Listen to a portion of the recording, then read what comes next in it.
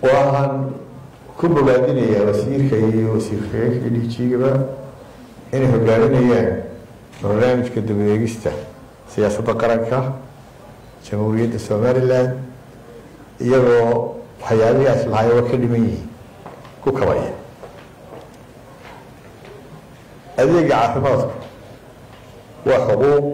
uu qofka muwaadinka leeyahay waxaana waajiba inaynu adeega gaarsiino muwaadinka xilliga awoodda dee qaranku ay nagu sinto anigu waxaan koray weligaan koray dugsiga waxbarashada iyo caafimaadku waxay ahaayeen bilaash daga ganacsi kuma jirin ganacsi kuma jirin waxbarashada iyo caafimaadka dugsigii hoose waxaa kaga baxay bilaash ka dhexe ka sare jaamacadda haddaa dhakhtar u baahdana bilaash baahan jira waxaynu hamligeenu waxa weeye inaynu gaadhsiino maanta labada adeegba in muwaadinku helo iyagoo bilaash taa la yidhaahdo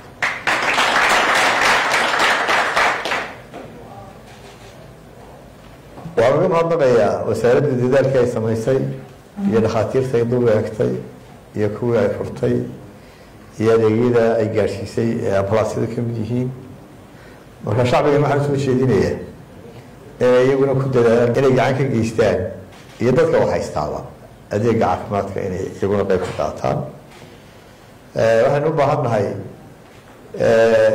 badqabku qofka muwaadinka ah ama citizenku waxa ugu muhiimsan waayo qofka badqaba ayaa laga yaabaa dee caqligiisa iyo shaqadiisuba markaa inay fayowdahay oo ay wax qaban karto marka sidaa daraaddeed waynu ku dadaalno badqabka qofka muwaadinka ah waxyaabaha laga yaaba saameynta inay ku yeeshaan qofka caafimaadkiisa waxaa ka mid a cuntada uu cunayo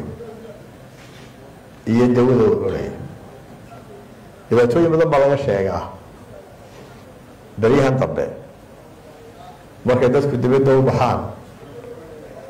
in dhibta weynimo mararka qaarkood ay tahay cuntada uu cunay ama dawada uu qaatay shalay waxaa soo maray hay-adda tayada Somaliland laabka ay ku leedahay berbera waxay tusay dawooyin la keenay oo magacyo ku qoran yihiin ama aan quality lahayn ama garaamiska ku jiray wax ka yaray ku jiraan marka taasi khatar bay ku tahay qofkii dee cunayay cuntada laftigeedu mararka qaarkood waxay sheegeen inay ama la kulmaan dee qayaanka ku jiray ama wax kale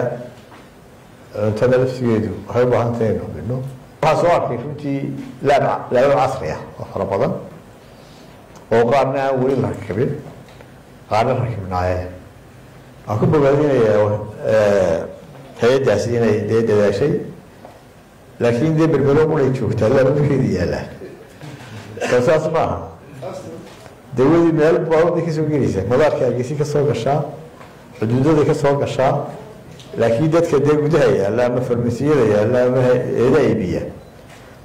runtii waa dembi weyn maalin dhow booliisku wuxuu sheegay commissioner inay qabteen dad bakhaar dawooyin dhacay taariikhda kaga bedelaya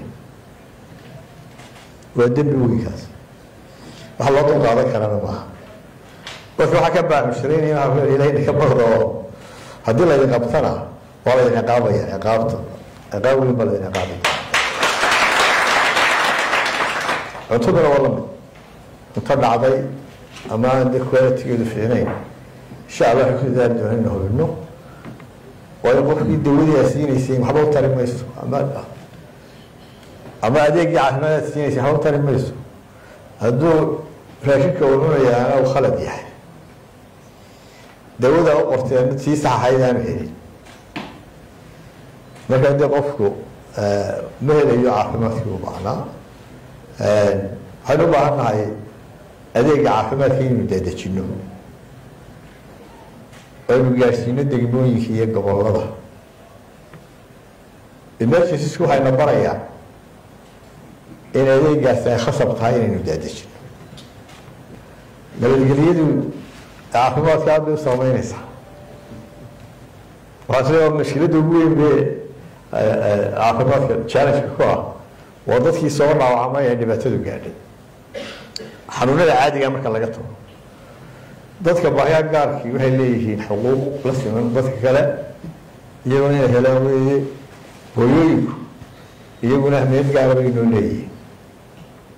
oo adeegii u baahan yihin waxaan rabaa 90% inaana helin Somaliland marka la eego waayo adeegii caafimaadku ma yaallo degmooyinka iyo tuulooyinka isbitaalada yaalaana adeegaas inay bixiyaan uma diyaarsana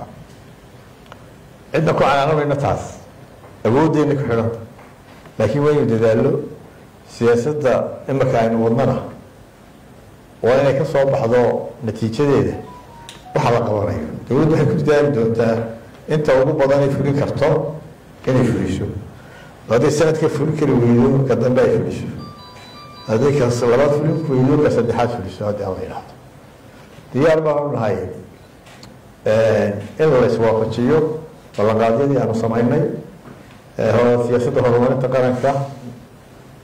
iyo siyaasadda caafimaadka ee qaranka ama tabeeraha ama shaqada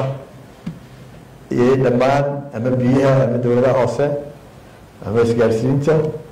waxay u baahannahay siyaasadahoodu inay waafaqaan horumarinta qarankana inay waafaqaan baynu u baahannahay